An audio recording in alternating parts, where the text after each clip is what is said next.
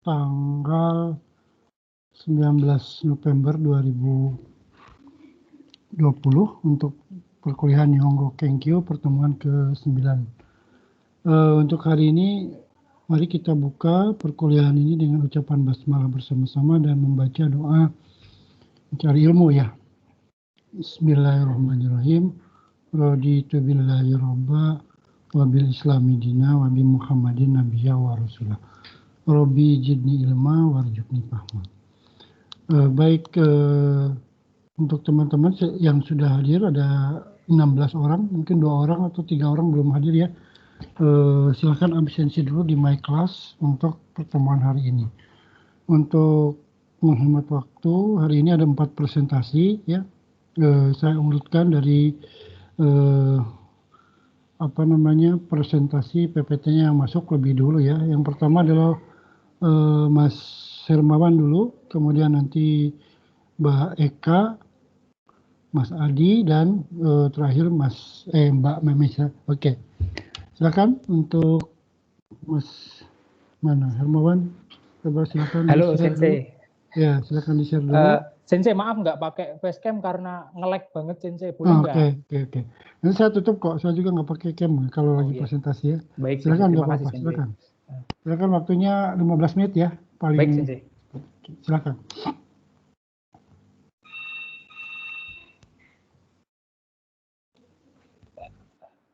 Assalamualaikum warahmatullahi wabarakatuh. Waalaikumsalam warahmatullahi wabarakatuh.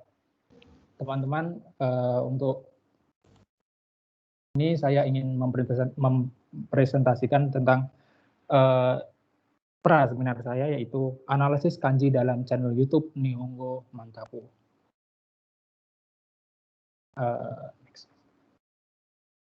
Langsung saja teman-teman untuk menyingkat waktu. Yang pertama dari latar belakang, kedua rumusan dan batasan masalah, ketiga manfaat dan metode penelitian, yang keempat rancangan agenda. Next. Untuk latar belakang, memang perkembangan media sosial sangatlah pesat pada zaman milenial ini. Perkembangan teknologi juga pengaruhi masyarakat untuk mendapatkan segala informasi hanya dalam genggaman smartphone. Banyak sekali aplikasi yang mampu memenuhi kebutuhan kita, dan yang paling populer saat ini adalah YouTube.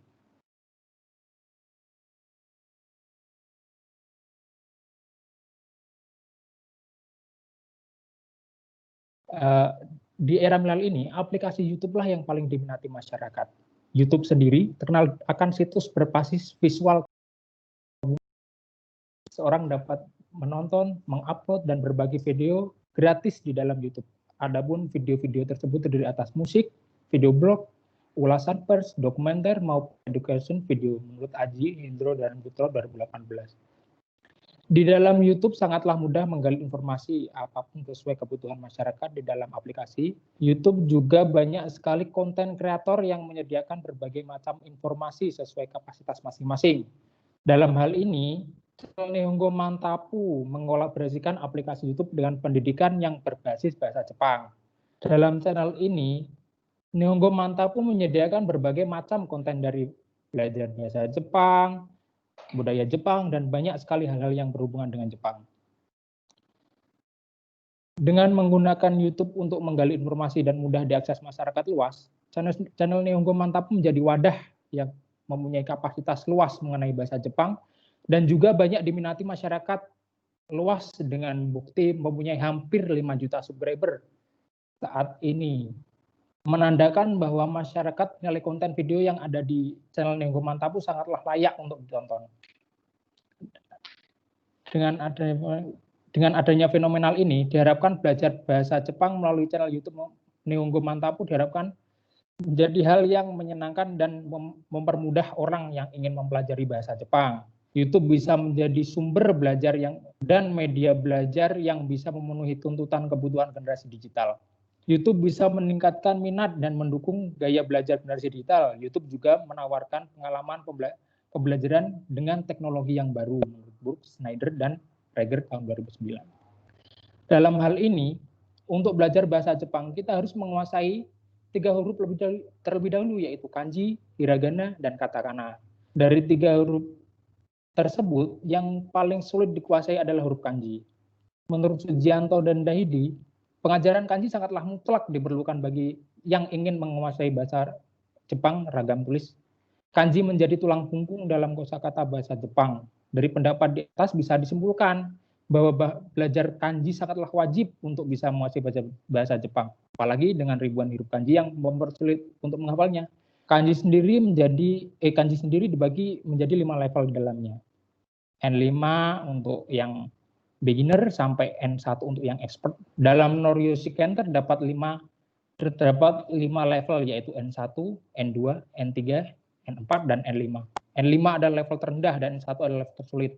Dan N5 penguasaan kanji berjumlah 100, N4 300, N3 penguasaan kanji berjumlah 650, N2 penguasaan kanji berjumlah 1000, dan N1 penguasaan kanji berjumlah 2000. Belajar kanji secara konvensional pun dirasa masih kurang cukup untuk bisa menguasai huruf kanji. Semakin majunya teknologi di zaman milenial ini, masyarakat bisa belajar kanji lebih mudah dan efektif melalui media visual, salah satunya melalui YouTube menurut Kusna tahun 2015. Oleh karena itu, saya sebagai penulis bermaksud menganalisis kelengkapan kanji yang ada di channel YouTube Nihongo Mantapu untuk mengetahui ada di level mana saja kanji yang disajikan dalam konten tersebut. Nah, mungkin teman-teman bertanya, kenapa saya memilih YouTube sebagai wadah untuk penelitian saya ini? YouTube menjadi aplikasi nomor 2 atau website nomor 2 yang paling sering dikunjungi oleh masyarakat. Nomor satunya Google karena kita sendiri lebih sering daripada YouTube. Terus kenapa enggak yang lain gitu, karena aplikasi yang paling sering dibuka oleh milenial zaman sekarang yaitu YouTube. Terus masih sedikit penelitian yang mengupas tentang bahasa Jepang di dalam YouTube. Banyak yang masih dalam aplikasi lain kayak Twitter, terus Line, tapi YouTube masih sedikit yang memilih konten dalam YouTube. Terus kenapa memilih Nihongo Mantapu? Pada dasarnya Nihongo Mantapu adalah channel yang memiliki subscriber terbanyak yang berbasis Jepang saat ini. Mungkin teman-teman bisa mengecek menulis apa saja yang berhubungan dengan Jepang seperti belajar kanji, belajar bahasa Jepang, ataupun yang bersangkutan dengan bahasa Jepang, pasti 5 dari 10 peringkat teratas yang muncul pasti konten dari Nihongo Mantapu. Maka dari itu, saya tertarik untuk menganalisis kanji-kanji yang ada di dalam konten tersebut. Next. Untuk rumusan masalah sendiri, apa saja kanji yang terdapat di dalam konten YouTube Mantapu? Yang kedua, ada di level mana saja kanji yang terdapat di konten YouTube Nihongo Mantapu? Terus yang ketiga, dari 650 karakter kanji N3, ada berapa persen kanji N3 yang terdapat dalam channel Nihongo Mantapu? Untuk batasan masalah sendiri, penelitian ini adalah penelitian yang meneliti kurang lebih 20 video dalam channel tersebut. Dan juga peneliti juga membatasi level kanji hanya di tingkat N3. Tujuan penelitian ini untuk mengetahui kanji apa yang terdapat dalam Nihongo Mantapu, dan tentu saja apakah di dalam channel ini sudah layak untuk menjadi referensi belajar bagi kaum milenial. Untuk manfaatnya sendiri, dari teoritis, diharapkan penelitian ini dapat mempermudah penonton mengetahui di level mana saja sih kanji yang terdapat dalam channel Nihongo Mantapu dan menambah wawasan penonton tersebut mengenai macam-macam kanji. Untuk manfaat praktisnya, bagi penulis ya tentu saja dapat menambah wawasan mengenai berbagai macam kanji dan masih banyak yang lain. Bagi pendidik sendiri, dengan jutaan orang yang menyukai konten Nihongo Mantapu, diharapkan pendidik terinspirasi untuk menerapkan metode mengajar seperti Jerome Pauline selaku konten kreator Nihongo Mantapu. Bagi pembelajar bahasa Jepang, diharapkan dapat mempermudah pembelajaran bahasa Jepang untuk mempelajari kanji melalui media sosial, khususnya YouTube. Metode penelitian yang dilakukan dalam penelitian ini adalah analisis deskriptif kualitatif. Langkah-langkah yang dilakukan dalam penelitian ini adalah: pertama, mencari dan mengumpulkan data melalui video yang ada pada channel Nihongo Mantapu yang mengandung huruf kanji di dalamnya, dan dibatasi dengan video-video yang hanya mencakup belajar kanji maupun yang berhubungan dengan kanji. Kedua, identifikasi masing-masing kanji yang ada di dalam video, kemudian mengelompokkan data sesuai dengan patokan level kanji yang ada dalam kamus yang diterbitkan oleh Gakusudo. Yang terakhir yaitu menarik kesimpulan dari hasil analisis data. Untuk rancangan penelitian sendiri, untuk November minggu keempat yaitu pembagian dosen pembimbing, Desember pembagian dosen pembimbing untuk yang minggu pertama, yang minggu kedua menyusun proposal, seminggu keempat bimbingan proposal, yang Januari minggu pertama, dan kedua yaitu bimbingan proposal, yang keempat seminar proposal.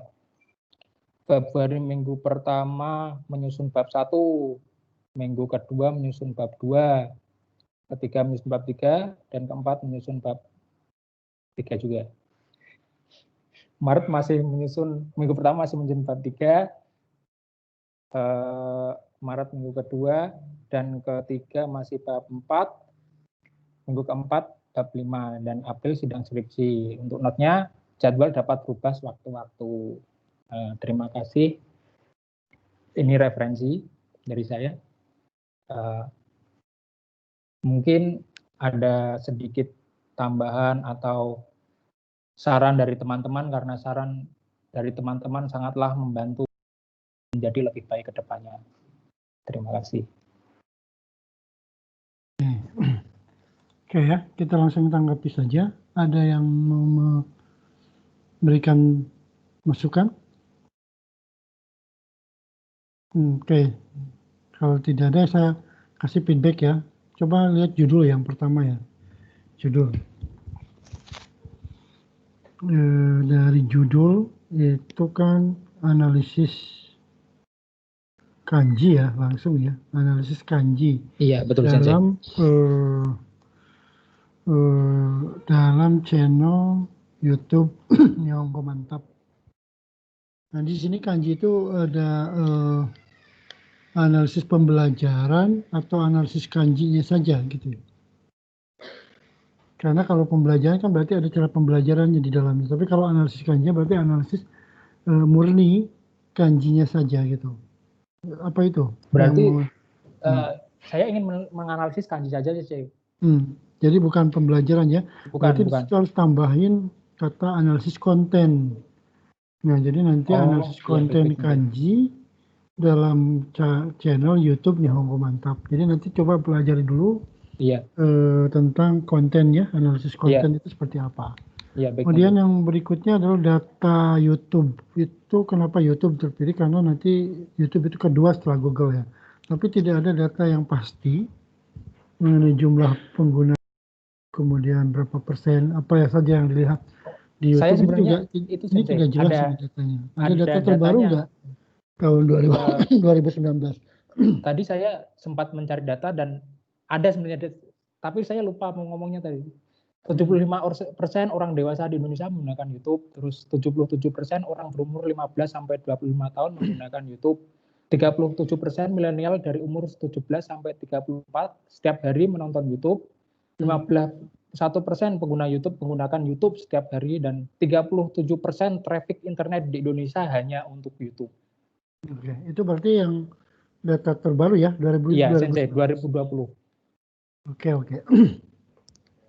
Nah, ini saya udah share, nanti saya share di komen ya, hasil survei pengguna internet tahun 2019 itu bisa dilihat di situ. Jadi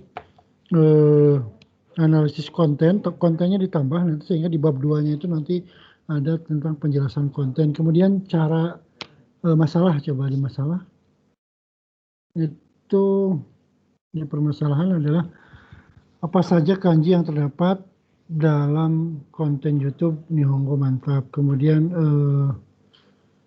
kanji apa saja atau apa saja kanji ya? Ini cuma kebalikan saja. Kanji apa saja yang terdapat Typo dalam Sensei.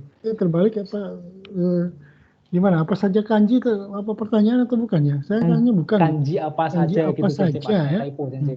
Iya, iya. Terus ada di level mana kanji tersebut yang terdapat dalam jadi nanti bisa itu. Kemudian dari 600 karakter kanji N3 ada berapa persen kanji yang terdapat dalam? Oke, jadi pertanyaannya ini lebih spesifik yang nomor 3 gitu kan? Nomor 3 ini. Iya, betul Oke. Sensei. Ya tadi ini redaksinya aja yang di. Kemudian tujuannya coba. Tujuannya apa? Nah, tujuannya kok cuma satu. Kalau pertanyaannya, permasalahannya 3, maka tujuannya juga harus 3 gitu loh. Oh iya, baik Nah, Sensei. jadi yang pertama adalah Sensei. untuk mengetahui kanji yang Nihongo channel itu tujuan penelitian yang pertama. Tujuan yang keduanya enggak ada. Tujuan penelitian yang ketiganya enggak ada. Jadi nanti untuk mengetahui nomor 1, mengetahui nomor 2, dan mengetahui nomor 3. Itu jawabannya jadi 3 itu. Jadi Baik, jangan Sensei, di permasalahan 3, tapi kok di tujuan cuma 1. Jadi hanya terjawabnya cuma 1 nanti. Iya, baik Sensei. Ya, oke. Itu tambahnya itu. Kalau yang metodologi, saya kira mungkin nanti sama metodologinya. Coba baca, pelajari tentang pertama analisis deskriptif, yang kedua analisis konten. Analisis konten ya di sini udah jelas. Oke, dari saya mungkin masukan seperti itu. Kemudian untuk referensi mungkin bisa ditambah lagi nanti dengan referensi tentang konten analisis atau analisis konten. Ya. Baik Sensei. Gitu. Sensei, Oke. saya mau tanya Sensei, sebentar Silakan. Sensei. Untuk analisis deskriptif itu kita deskripsi kita sendiri atau itu Sensei? Kita butuh argumen dari orang lain untuk menguatkan itu argumen kita Ya, Sensei. kalau ada penelitian sebelumnya berarti kan nanti jadikan diskusi itu. Jadi diskusi dalam penelitian itu adalah beberapa orang telah berbicara seperti ini, kemudian nanti kita kembangkan dari pembicaraan itu, kemudian masukin pendapat-pendapat kita. Yang penting kan sebetulnya pendapat kita. Tapi kalau ada pendapat orang lain, kemudian kita catat, ya nanti berarti kan bukan pendapat kita. Nah, jadi misalnya seorang berkata seperti ini, kemudian saya setuju dengan pendapat itu, saya tidak setuju dengan pendapat itu, alasannya apa, kemudian akhirnya saya menggunakan omongan si Anu itu untuk pijakan penelitian saya. Misalnya kalau setuju begitu. Tapi kalau tidak setuju, menurut saya beda lagi alasannya apa-apa. Nah, itu jadi dalam diskusi atau dalam pembahasan itu nanti seperti itu akan ada. Baik, terima kasih Sensei. Oke ya, untuk selanjutnya nanti kita diskusikan lagi ini untuk tema udah oke, tinggal dibuatkan. Oke, lanjut sama Eka. Eka juga bisa men-share.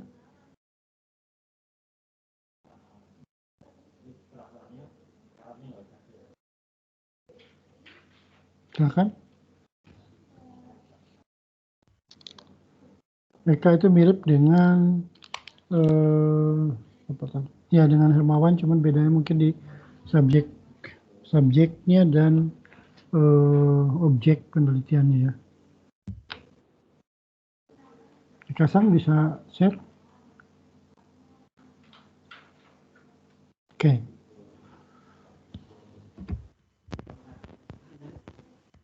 Silakan.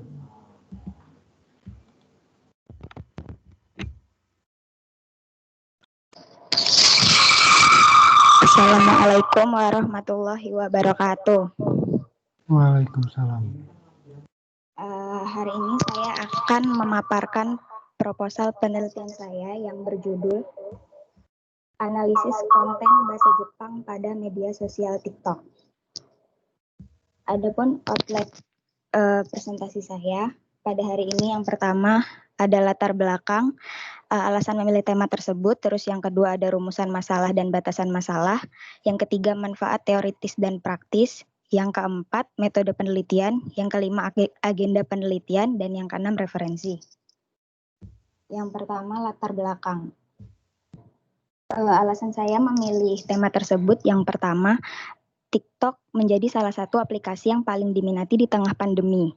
Dilansir dari kompas.com, per akhir Maret 2020, jumlah unduhan TikTok di platform Android saja atau Google Play Store telah menembus 1 miliar unduhan dalam skala global. Tidak sedikit akun Jepangan yang menggunakan media sosial TikTok untuk menyebarkan, sehingga akun-akun Jepangan ini dapat menjadi objek Bentar, penelitian bisa di saya. slideshow? Dibesarkan biar Oh ya, Sensei. kelihatannya besar. Ini kecil hurufnya.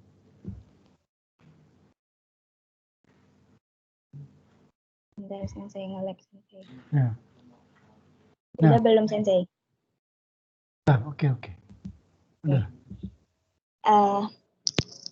Sehingga akun-akun Jepangan ini dapat menjadi objek penelitian saya. Beberapa contoh dari akun Jepangan tersebut diantaranya @japanisepot101, @japanisaki, @gogonihong, @indonesia_x_jepang, @japanisnativeclass, @yamijapan, @k.vel, @tomades, dan masih banyak lagi. Akun-akun tersebut kebanyakan dikelola oleh native speaker langsung, serta memiliki followers di atas 100.000, bahkan di atas 1 juta, seperti milik @k.vel dan @toma_des. Hal ini membuktikan bahwa minat terhadap pembelajaran bahasa Jepang pada media sosial TikTok sangat besar. Lalu yang kedua, penelitian ini masih sangat jarang dan memiliki kebaharuan serta urgensi yang lumayan besar. Kebanyakan penelitian mengenai analisis konten yang ditemui memiliki objek penelitian pada media sosial Twitter, Instagram, dan Facebook. Sedangkan untuk TikTok sendiri masih sangat jarang. Kebanyakan penelitian yang berhubungan dengan media sosial TikTok adalah penelitian mengenai pengaruh, persepsi, dan hubungan. Lalu yang ketiga, TikTok dapat menjadi media pembelajaran yang menyenangkan. Aplikasi TikTok dengan penggunaan metode dan teknik yang tepat dapat dimanfaatkan sebagai media pembelajaran yang interaktif dan menyenangkan. Dengan fiturnya yang beragam dan kemudahan dalam pengoperasian, maka pemanfaatan aplikasi TikTok dapat diimplementasikan dalam pembelajaran. Aji tahun 2018, halaman 438. Lalu yang kedua ada rumusan masalah dan batasan masalah. Rumusan masalah dari penelitian ini yang pertama, apa saja konten bahasa Jepang pada media sosial TikTok? Lalu yang kedua, apa saja kelebihan dan kekurangan akun-akun yang membahas konten bahasa Jepang tersebut? Untuk batasan masalah, penulis membatasi masalah ini yakni hanya membahas mengenai konten kanji dan pengenalan kalimat sederhana dalam bahasa Jepang pada 5-10 akun TikTok saja. Untuk tujuan penelitian, yang pertama mengetahui konten apa saja yang terdapat pada media sosial TikTok, dan yang kedua mengetahui kekurangan dan kelebihan akun-akun yang membahas konten bahasa Jepang tersebut. Yang ketiga, ada manfaat teoritis dan praktis. Untuk manfaat teoritis, hasil penelitian ini diharapkan dapat menambah wawasan mengenai media pembelajaran bahasa Jepang. Selain itu juga dapat mengetahui akun-akun apa saja pada media sosial TikTok yang memberikan pembelajaran bahasa Jepang disertai kelebihan dan kekurangannya. Untuk manfaat praktis, penelitian ini diharapkan dapat menjadi bahan referensi bagi peneliti untuk penelitian selanjutnya yang lebih baik karena masih sangat jarang yang membahas mengenai analisis konten bahasa Jepang pada media sosial TikTok. Penelitian ini juga bermanfaat bagi masyarakat umum yang ingin mengetahui konten bahasa Jepang pada media sosial TikTok. Lalu yang keempat ada metode penelitian. Penelitian ini menggunakan pendekatan kualitatif dengan metode analisis deskriptif. Adapun teknik pengumpulan data yang digunakan adalah teknik simak catat. Menurut Anas tahun 2018, analisis deskriptif yaitu mendeskripsikan atau menggambarkan data yang telah diperoleh dengan kata-kata sehingga menjadi sebuah karya ilmiah yang mudah dipahami oleh pembaca. Adapun langkah-langkah yang akan dilakukan, yang pertama, sebelum mengumpulkan data, peneliti melakukan studi pustaka mengenai analisis konten pada media sosial di berbagai jurnal sebagai bahan referensi, lalu menggunakan teknik simak dengan cara menonton video pembelajaran bahasa Jepang yang ada pada TikTok, dan yang ketiga, menggunakan teknik catat untuk mengklasifikasikan konten bahasa Jepang pada TikTok beserta kelebihan dan kekurangannya. Yang kelima, ada agenda penelitian. Berikut agenda penelitian. Yang pertama, menyusun proposal, itu November minggu keempat, bimbingan proposal bulan Desember, seminar proposal Januari, menyusun bab 1 Januari minggu keempat, menyusun bab 2 Februari minggu kedua, menyusun bab 3 Februari minggu keempat, menyusun bab 4 Maret minggu kedua, dan menyusun bab 5 April minggu kedua. Untuk sidang skripsi, yudisium, dan wisuda, sebenarnya saya belum tahu, cuman saya mencantumkan bulan untuk sidang skripsi bulan Mei atau Juni, yudisium Juli atau Agustus, dan wisuda September. Dan yang terakhir referensi. Berikut referensi yang telah saya cari untuk mendukung penelitian saya.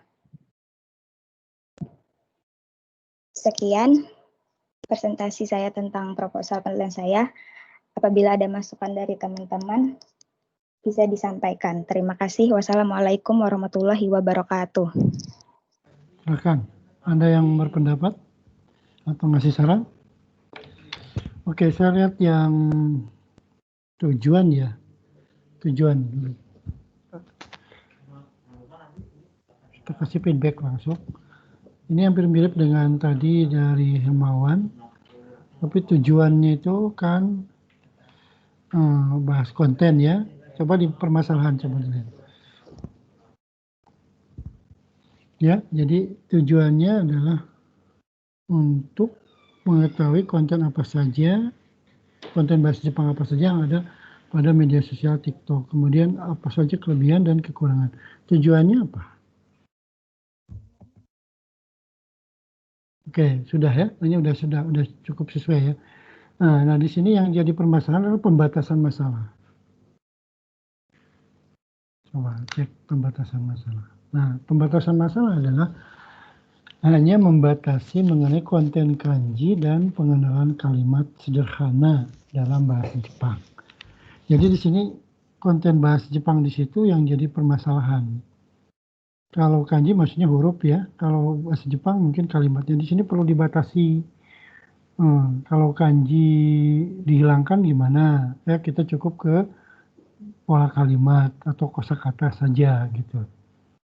Ya di sini kan pola kalimat itu artinya kosakata. Jadi kosakata saja karena bahasa Jepang. Jadi bukan huruf bahasa Jepang. Jadi di sini jangan pakai konten kanji karena konten kanji itu nanti dibahas oleh Mas Hermawan juga di YouTube. Mungkin nanti akan terjadi kesamaan hasil gitu ya, kesamaan hasil analisis. Tapi kalau di GOI atau di pola kalimat ya, berarti di sini kan pengenalan kosakata atau kalimat, jadi lebih ke grupnya ke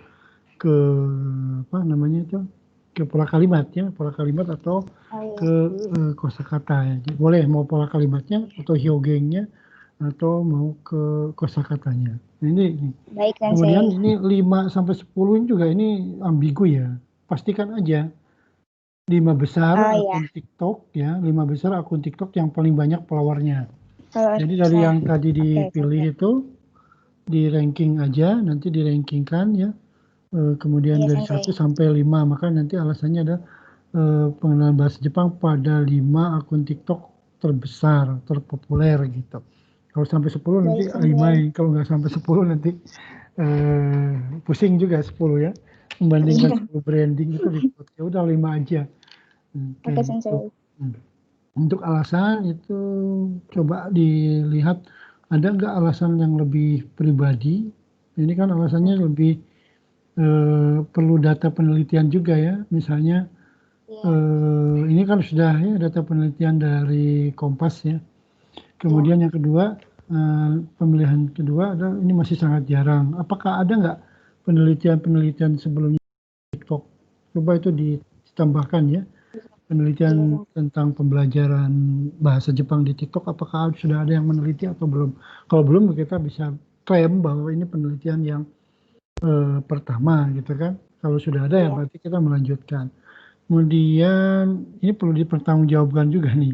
TikTok dapat menjadi media pembelajaran yang menyenangkan. Ini dari Aji kan, dari pendapatnya Aji. Nah itu perlu juga kita adain survei kecil-kecilan atau yang namanya survei pendahuluan ya. Misalnya mengadakan penelitian kepada mahasiswa bahasa Jepang yang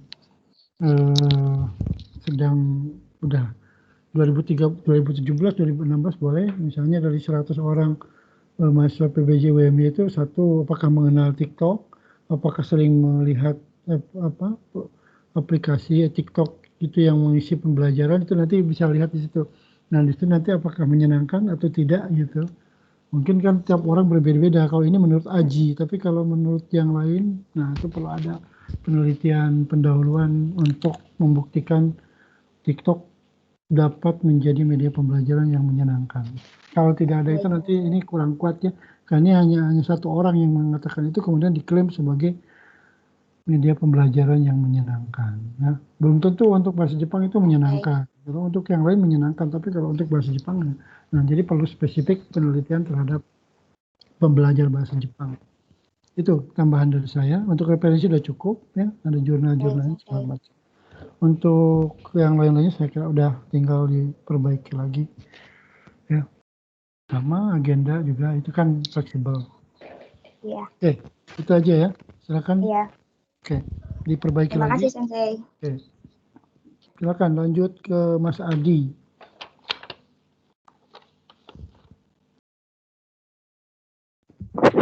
Baik, saya bentar. Ada kendala teknis.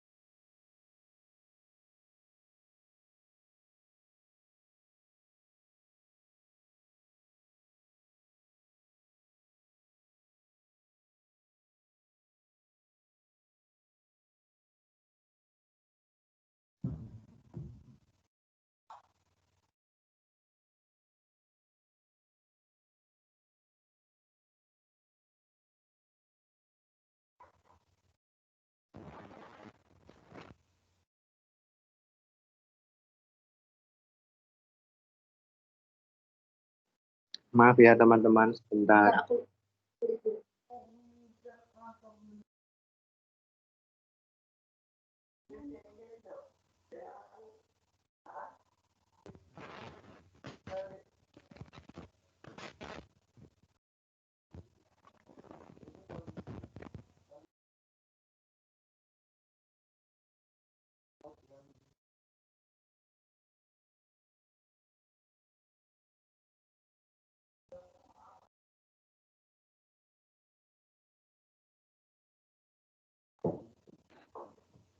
Assalamualaikum warahmatullahi wabarakatuh. Saya akan meneliti yang berjudul Analisis Tindak Tutur Ilofusi dalam channel Japanese Studio Channel di YouTube.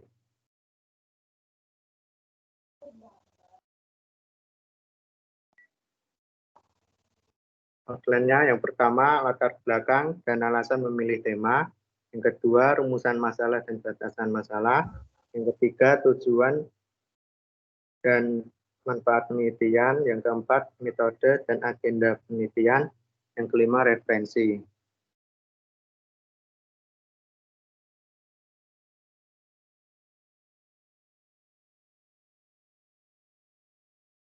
Yang pertama latar belakang dan alasan memilih tema. Komunikasi. Komunikasi merupakan hal yang dibutuhkan oleh semua makhluk hidup, khususnya manusia, karena pada dasarnya manusia merupakan makhluk individu yang tidak bisa hidup sendiri. Manusia sebagai individu perlu berkomunikasi untuk mengungkapkan apa yang mereka inginkan dan rasakan. Oleh karenanya, manusia selalu menciptakan cara komunikasi mereka sendiri, mulai dari coretan dinding, bahasa tubuh, dan bahasa. Lalu, bahasa merupakan alat komunikasi yang digunakan dalam masyarakat agar dapat saling bertukar informasi. Bahasa sebagai alat komunikasi dapat menimbulkan saling mengerti antara penutur dan mitra tutur. Penggunaan bahasa dalam proses komunikasi sangat diperlukan oleh setiap manusia. Pengguna bahasa tidak pernah lepas dari tindak tutur dalam berkomunikasi dan lingkungan masyarakat. Lalu tindak tutur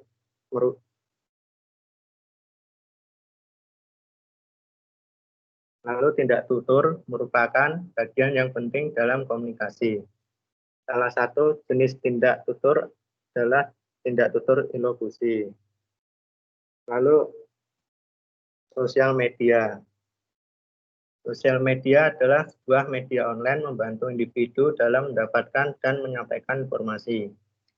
Melalui sosial media dapat dimanfaatkan untuk sarana berbisnis dan dapat membentuk komunitas. Nah, media sosial yang saya teliti adalah YouTube, karena media sosial ini sedang naik daun di tengah pandemi saat ini. Media sosial YouTube menyajikan video-video mulai dari film, lagu, berita, dan masih banyak lagi macam-macam genre video yang tersedia di aplikasi tersebut. Pada media sosial ini tentunya juga memiliki banyak akun Jepangan, seperti mengulas kebudayaan, kehidupan sehari-hari di Jepang, dan mempelajari bahasa Jepang itu sendiri. Nah, mungkin teman-teman ada yang tidak mengetahui apa itu tindak tutur ilokusi.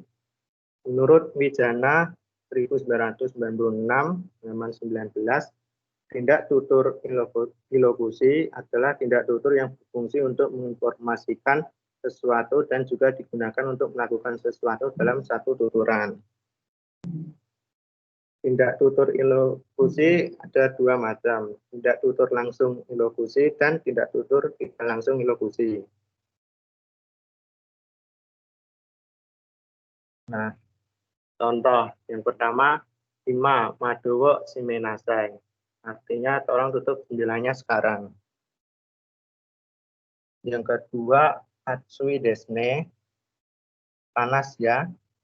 Nah, contoh kalimat yang pertama merupakan contoh tindak tutur langsung ilokusi. Kalimat ini jika dituturkan ibu kepada anaknya, tidak hanya dimaksudkan memberikan informasi agar anaknya menutup jendela. Kalimat ini berfungsi untuk menyuruh anaknya menutup jendela. Dari segi ilokusinya, pada tuturan tersebut tidak hanya memberikan informasi saja, tetapi memiliki maksud menyuruh anak agar melakukan tindakan, yaitu menutup jendela. Contoh kalimat yang kedua merupakan contoh kalimat tindak tutur tidak langsung ilokusi. Kalimat tersebut bila dituturkan tamu pada pemilik rumah yang suhu ruangan tersebut sangat panas, tetapi kipas angin yang ada di ruangan tersebut mati. Selain dimaksudkan untuk memberikan informasi bahwa suhu ruangan itu panas, tetapi memiliki maksud lain, yaitu menyuruh pemilik rumah agar menyalakan kipas angin.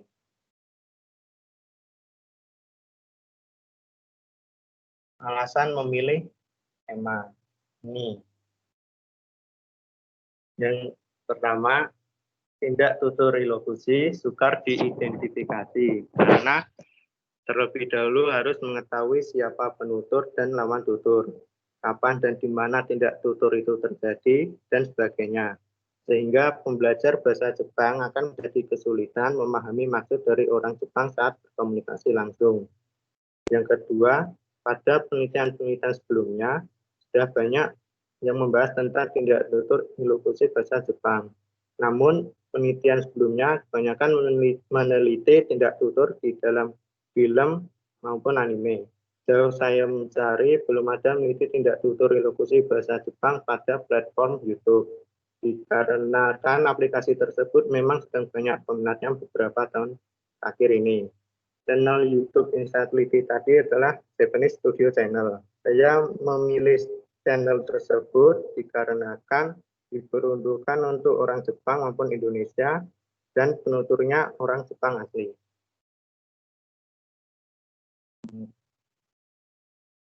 Yang kedua, rumusan masalah dan batasan masalah.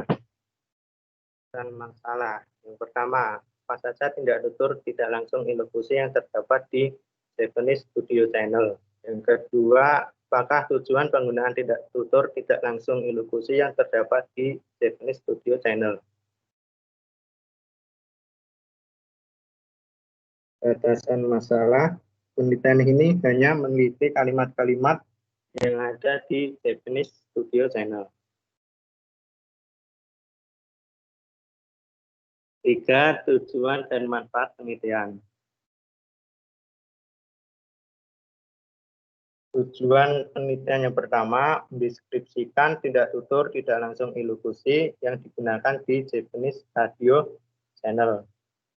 Yang kedua, mendeskripsikan tujuan penggunaan tindak tutur tidak langsung ilokusi yang digunakan di Japanese Radio Channel.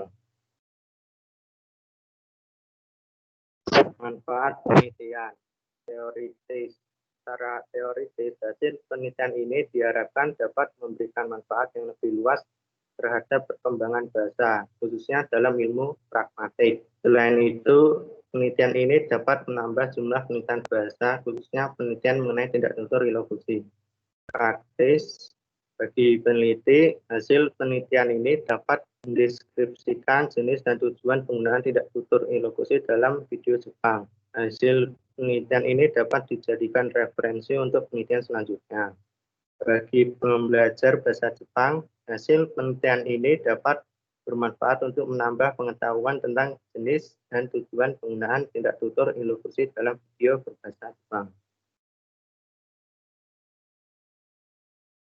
Yang keempat, metode dan agenda penelitian. Penelitian ini menggunakan pendekatan deskriptif kualitatif. Sumber data diperoleh dari tuturan dalam Japanese Studio Channel di YouTube yang mengandung tindak tutur ilokusi.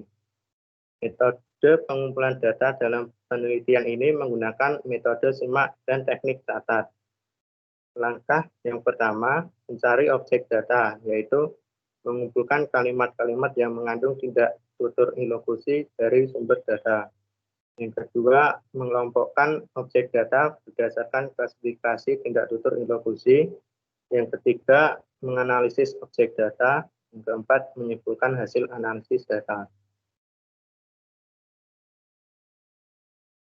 Agenda penelitian, menyusun proposal pada November minggu keempat, bimbingan proposal Desember minggu kedua, seminar proposal Januari, menyusun bab 1 bulan Januari minggu keempat, menyusun bab 2 Februari minggu ke-1, menyusun bab 3 Februari minggu keempat, menyusun bab 4 Maret minggu kedua, menyusun bab 5 April minggu kedua, dan skripsi Mei atau Juni, yudisium Juli, wisuda September. 5 referensi. Ini beberapa referensi yang telah saya cari. Terima kasih. Assalamualaikum warahmatullahi wabarakatuh. Ada yang ingin bertanya atau saran, feedback, dan lain-lain? Oke, silakan. Ada yang bertanya? Kalau saya coba lihat di judul dulu ya, judul.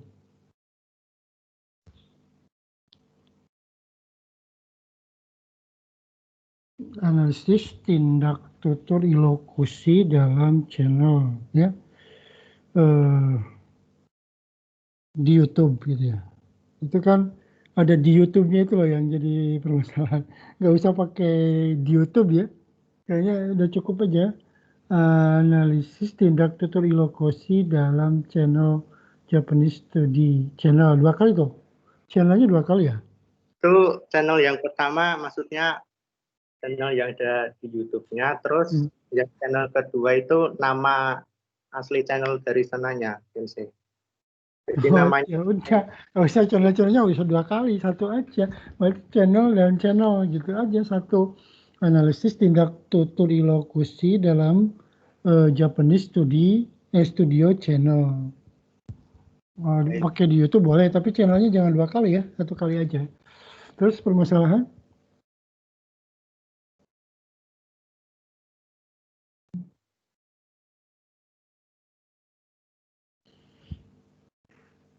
Jadi permasalahannya adalah tindak tutur tidak langsung ya, tapi di judul itu tidak ada ungkapan tindak tutur tidak langsung. Jadi di sini kalau memang tindak tutur tidak langsung, maka sudah di tema juga disebutkan analisis tindak tutur tidak langsung ya, atau analisis tindak tutur ilokusi tidak langsung di Japanese Study Channel gitu. Kalau yang langsungnya diteliti ya berarti harus ada perumusan permasalahan itu. Tapi kalau hanya tidak langsung berarti yang desnet tadi berarti ya sudah yang itu aja gitu. Gimana Yang menurut Mas Adi ini? Kalau ada tindak langsung yang tindak tutur langsungnya berarti di sini nanti ada tindak tutur langsung, tindak tutur ilokusi langsung apa saja yang ada di ini, kemudian tindak tutur tidak langsung apa saja yang ada di itu. Kemudian apa tujuannya sama. Jadi ada 4 pertanyaan nantinya itu. Kalau memakai yang langsung. Kalau yang tidak langsung saja ya sudah di judul awal juga ditambahinnya adalah analisis tindak tutur tidak langsung dalam kurung ilokusi ya, yang terdapat dalam Japanese Studio Channel gitu. Nah, baik. ya itu ya. Terus tadi itu latar belakang masalah itu kayaknya masih bersifat umum ya, terutama tentang komunikasi, bahasa, tindak tutur gitu. Nah, tindak tutur sendiri itu apa? Nanti bisa dijelaskan. Apakah tindak tutur itu sama dengan ungkapan? Sama. Berarti sama dengan hyogeng dong dalam bahasa Jepang. Kalau hyogeng itu gimana ya? Pokoknya tindak tutur itu seperti ya kita ngomong gini itu tindak tutur sendiri. Kalau ungkapan kan mungkin ada pembagian-pembagiannya gitu. Coba tindak tutur dalam bahasa Jepangnya apa? Hyogeng. Apa ya kemarin tuh ya Sensei? Lupa. Nah, itu harus diteliti dulu ya, harus dibaca dulu karena hyogeng itu bukan tindak tutur itu Hatsuwa apa ya? Hatsuwa apa ya? Hatsuwa Hatsu wa naiko. Hatsuwa nayo, isi dari pembicaraan atau isi dari ucapan gitu. Tindak tutur dalam bahasa Jepang itu Hatsuwa nayo itu. Jadi ini perlu dibedakan antara hyogeng ungkapan dengan tindak tutur. Nah, itu nanti akan jadi permasalahan karena kalau ungkapan itu kan tadi ungkapan menyuruh, ungkapan meminta gitu. Nah, tindak tutur ilokusi dan tindak tutur tidak langsung itu apa gitu. Nah, itu perlu dijelaskan latar belakangnya ini. Tadi kan sudah dijelaskan bahwa sudah banyak penelitian dalam film, anime gitu ya.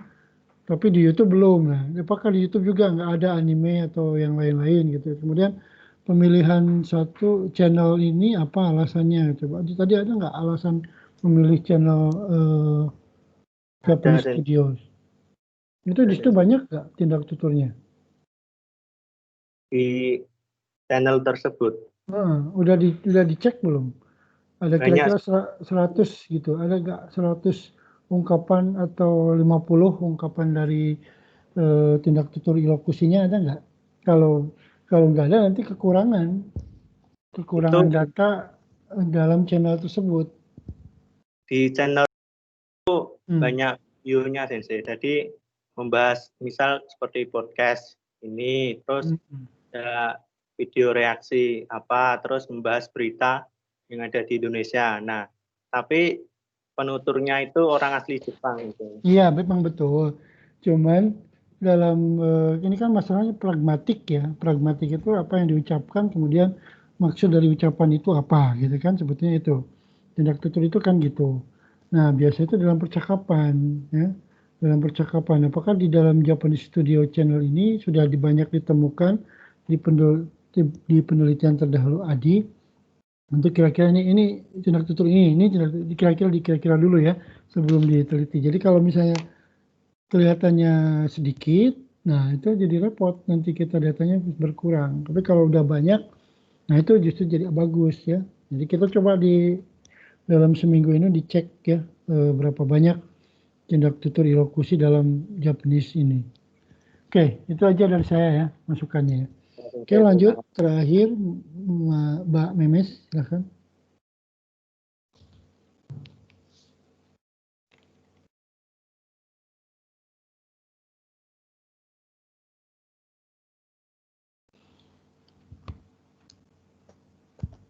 Maaf Sensei, Memes ada kendala teknis juga. Ini yang tadi yang share Memes kok. Yang saya share itunya, dia keluar.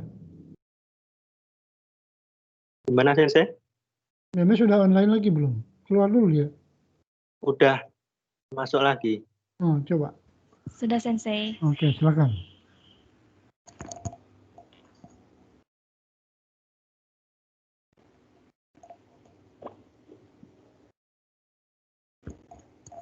Maaf sebelumnya udah muncul belum ya? Oke, oke. Sebentar. Oh, gelap.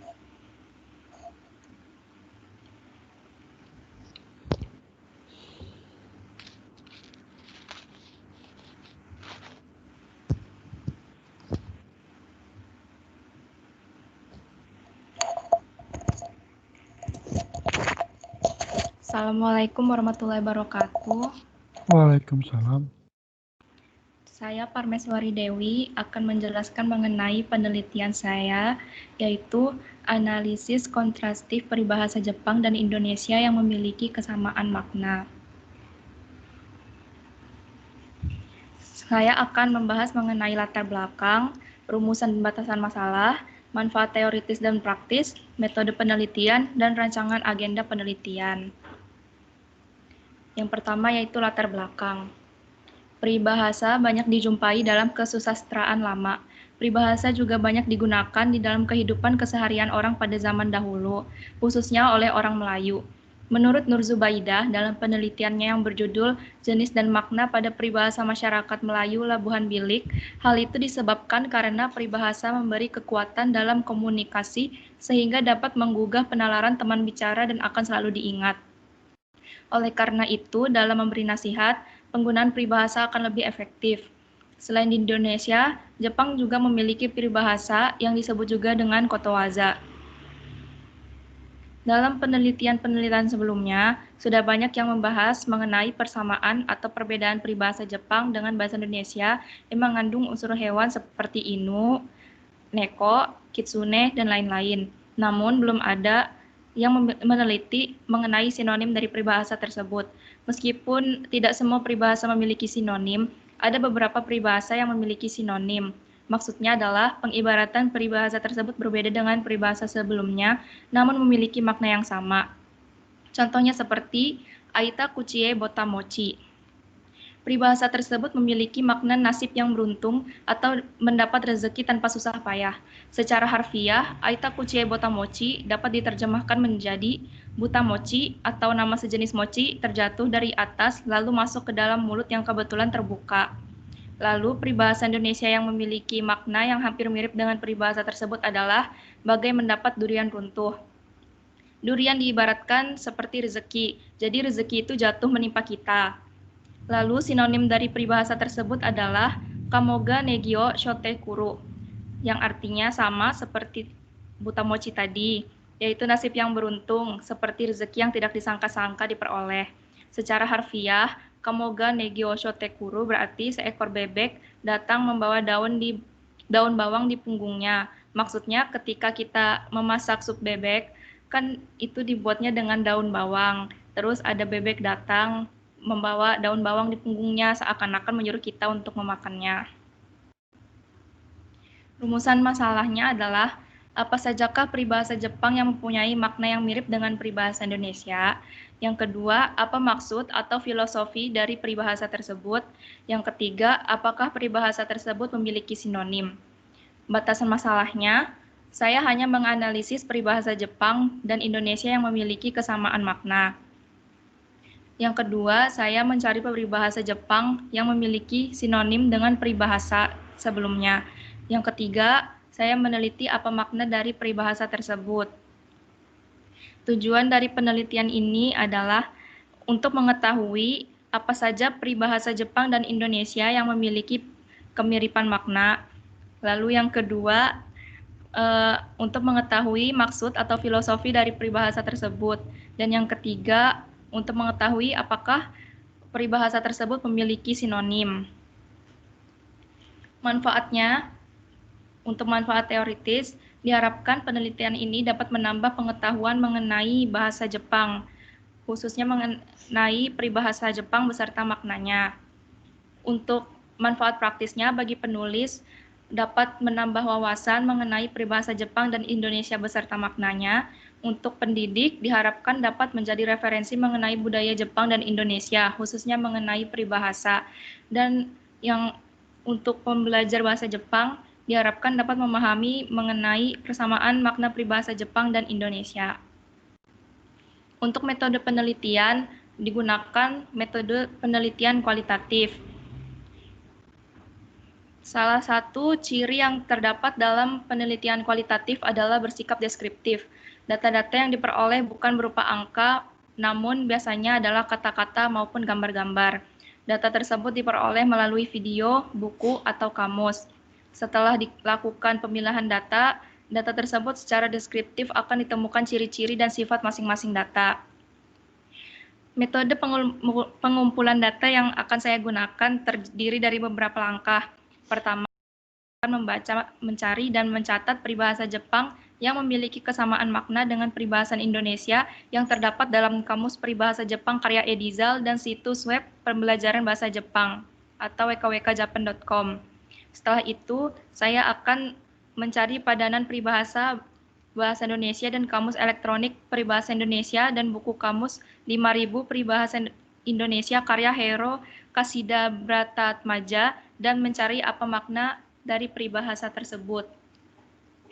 Untuk rancangan penelitiannya, di November minggu keempat sampai Desember minggu pertama pembagian dosen pembimbing, lalu Desember minggu kedua menyusun proposal, Desember minggu keempat bimbingan proposal sampai Januari minggu kedua.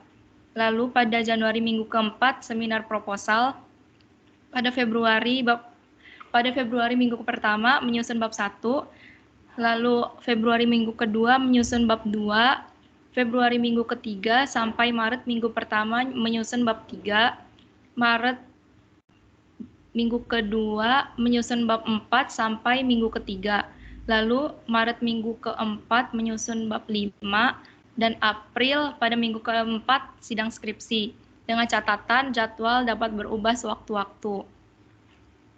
Sampai situ penjelasan saya. Terima kasih, Sensei. Silakan ada yang pertanyaan? mau menanggapi. Pertama, referensi saya masih kurang kayaknya. Ini baru 4 toh. Minimal ada 10 lah ya referensi yang dibaca ya. Iya, Ini baru Sensei. 4, ini tolong ditambahkan. Ada lagi yang lain? Silakan. Sebelum saya memberikan feedback. Coba, tadi kan sudah diperbaiki melalui vokal ya, tentang tujuan ya. Tadi di permasalahan ada 3, tapi di tujuannya cuma 1. Itu, iya, Sensei. Nah, untuk yang pembatasan itu dibuat 1 paragraf aja, karena pembatasan itu bukan tujuan ya.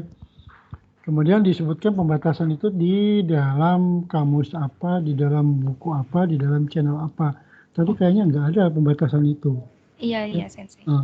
Tadi kan sudah disebutkan bahwa peribahasa yang terdapat dalam buku, dalam kamus, siapa tadi itu ya, Teh Chandra atau apa, atau Goro Taniguchi atau siapa tadi lupa ya.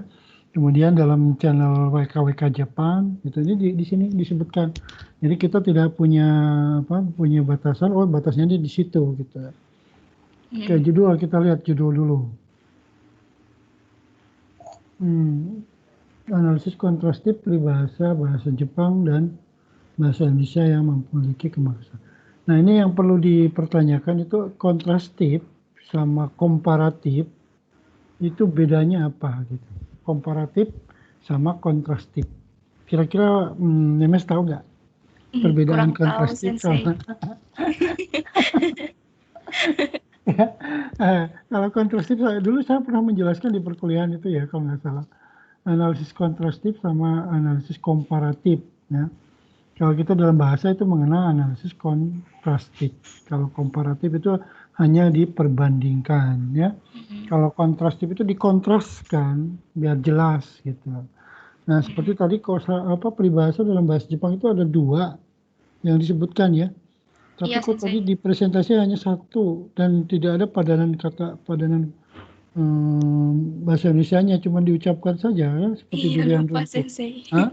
Nah, itu kan berarti Lupa. kan itu data kurang lengkap gitu ya. Iya. Kalau orang yang tidak mendengarkan, ini kok Aita Kuchio Buta Dake gitu ya tadi itu. Nah, jadi harus lengkap di situ penjelasannya bahwa misalnya seperti ketiban durian runtuh itu betul-betul peribahasa atau ungkapan.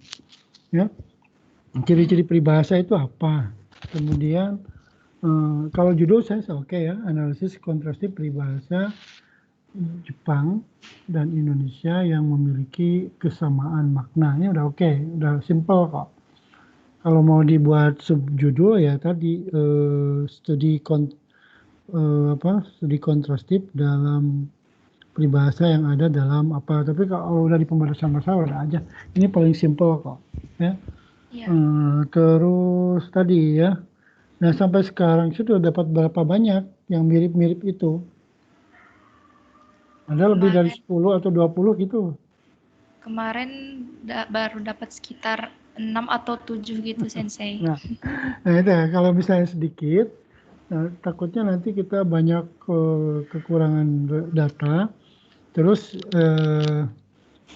nanti bagaimana sih memperbanyak teori-teorinya atau pendapat-pendapatnya ini? Apakah cukup dengan tadi itu ya penjelasan seperti tadi, peribahasa ini mirip dengan peribahasa ini, filosofinya apa gitu kan? Kemudian di Jepang itu kenapa muncul memakai kosakata itu?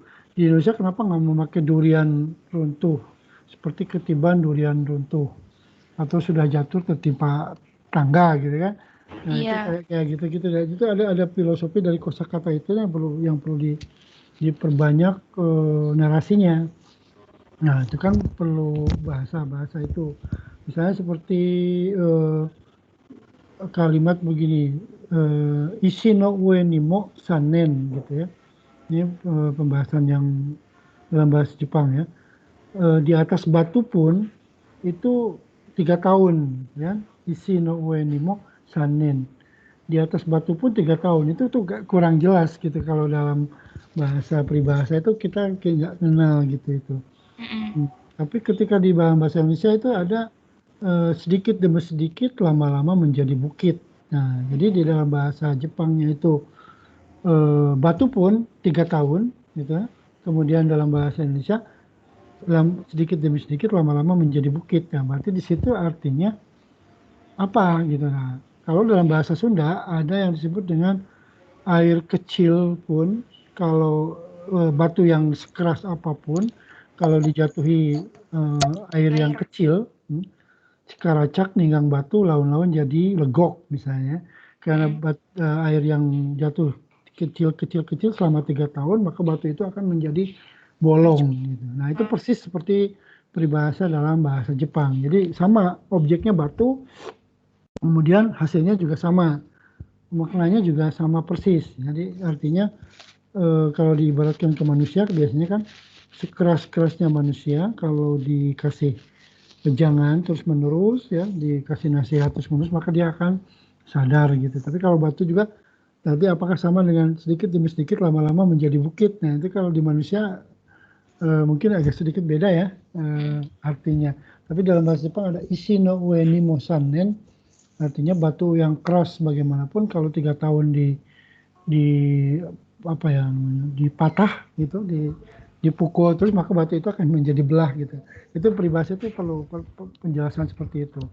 Kalau dalam bahasa Indonesianya tidak ada, memungkinkan nggak dengan peribahasa yang ada dalam bahasa daerah atau bahasa yang ada di Indonesia gitu kan. Itu kalau bahasa Sunda sih ada tadi yang mirip-mirip seperti itu. Kemudian seperti jadi patokannya bahasa Jepang dulu ya. Bahasa Jepang dulu baru bahasa Indonesia ya? Iya. Atau bahasa Indonesia dulu baru cari di Jepang?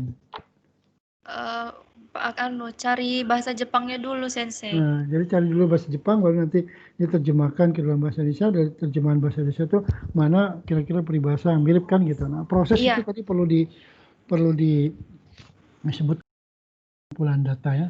Oke. Jadi PR-nya adalah tadi referensinya ditambah. Boleh ini memang penelitian memang belum ada misalnya, itu harus dibuktikan. Ada yang sudah meneliti ini, tapi penelitian tentang yang memiliki makna belum ada. Kenapa belum ada gitu kan? Sampai saat ini, apakah karena sulit atau karena memang tidak ditemukan. Kemudian di metodologi juga tadi ditambahkan. Yang lain-lainnya saya kira sudah cukup. Ada masukan dari teman-teman yang lain? Tadi di tujuan ditambahkan ya. Tujuannya Iya, cuma Sensei. satu. Oke. Jadi sementara yang hal ini secara umum 4 tema ini sudah cukup, kalau saya pribadi sudah layak bisa dibuat proposal. Ya, silakan dibuat proposal. Kemudian alasan pemilihan judul dan urgensi juga tadi ditekankan lagi seperti yang punya Eka ya. Punya Eka itu ada tadi 3 alasan gitu ya. Kemudian data-data juga harus ditambahkan supaya datanya lebih ilmiah gitu ya. Jadi itu. Jadi dalam proposal itu yang paling penting adalah alasan pemilihan judul, kemudian urgensi penelitiannya apa, kalau manfaatnya saya kira itu bisa dimodifikasi, kemudian masalah yang akan diteliti itu harus clear dulu masalahnya, baru nanti kita menjawabnya mudah. Sehingga tujuan penelitian kita itu untuk mendapatkan masalah itu, untuk menyelesaikan masalah itu. Kemudian yang kedua data. Data juga perlu ada kepastian apakah data yang akan kita ambil itu banyak atau tidak. Kalau tidak banyak, itu nanti takutnya kekurangan data, kemudian di tengah-tengah, kok hanya segini ya saya dapat datanya. Terus apa lagi? Nah itu bingung. Kalau data banyak, maka kita tidak akan kesulitan untuk mengolahnya. Tapi kalau data kurang, nah itu yang jadi sulit. Makanya kita menambah-nambahkan data yang tidak ilmiah, itu juga bohong ya penelitian itu. Jadi lebih baik banyak data dibandingkan data yang sedikit, karena nanti kita susah berimprovisasi untuk menarasikan penelitian kita hasilnya itu.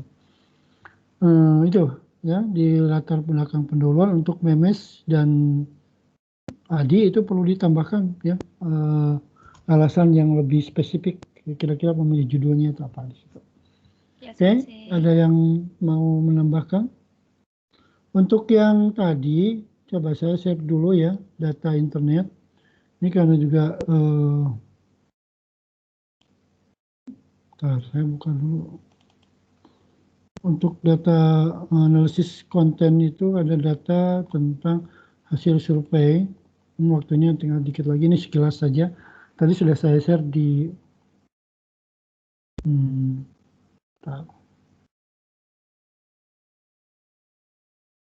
udah habisin di my class semua. Nah ini data laporan survei ya. Belum ya? Belum kelihatan ya? Ya silakan ada yang bertanya.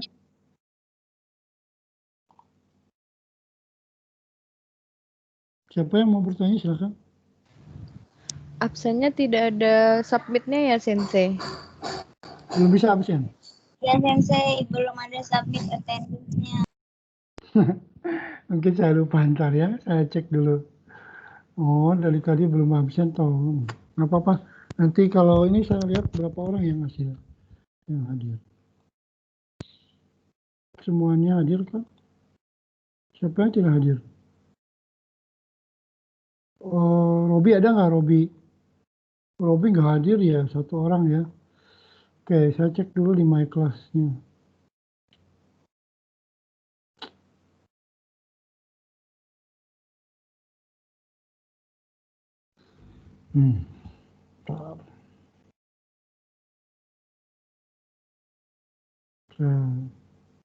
Bisa saya.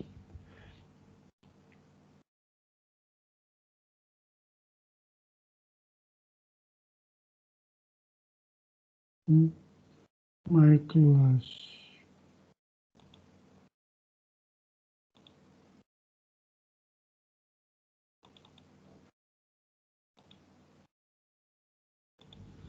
Hmm.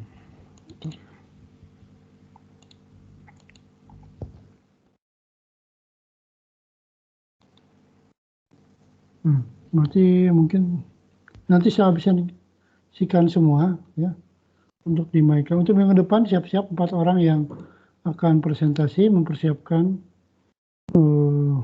PPT-nya ya.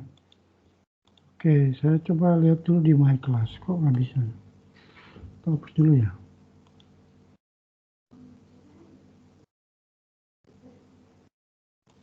Ntar saya tutup dulu share-nya.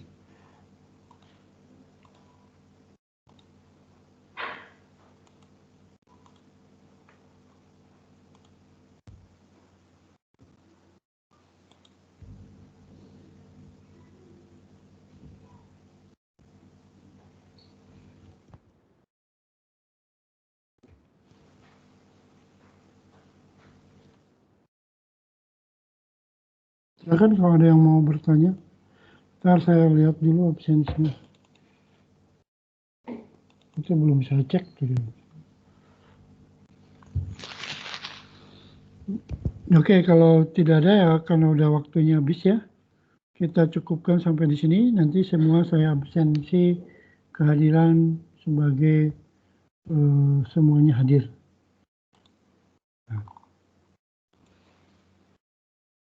Ada pertanyaan dari yang tadi sudah dipresentasikan?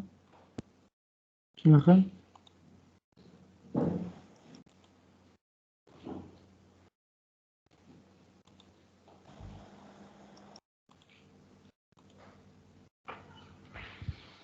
Nggak ada?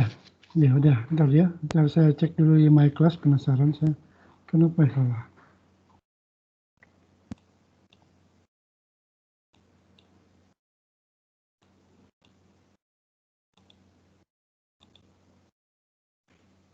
Jadi hari ini yang tidak masuk adalah Robi.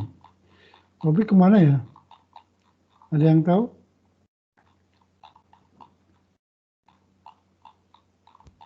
Temannya Robi siapa? Amin. Oke, kita lihat. Saya nggak tahu Robi Sensei. Ya apa-apa, Robi nggak masuk hari ini. Coba lihat absensinya. Belum ada sesinya. Kok saya belum buat toh? Perasaan saya sudah buat kok.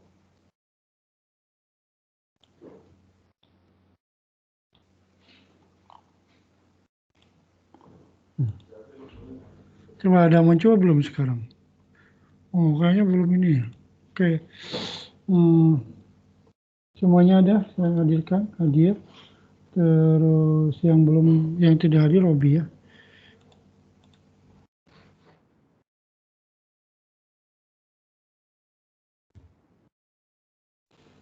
Oke ya.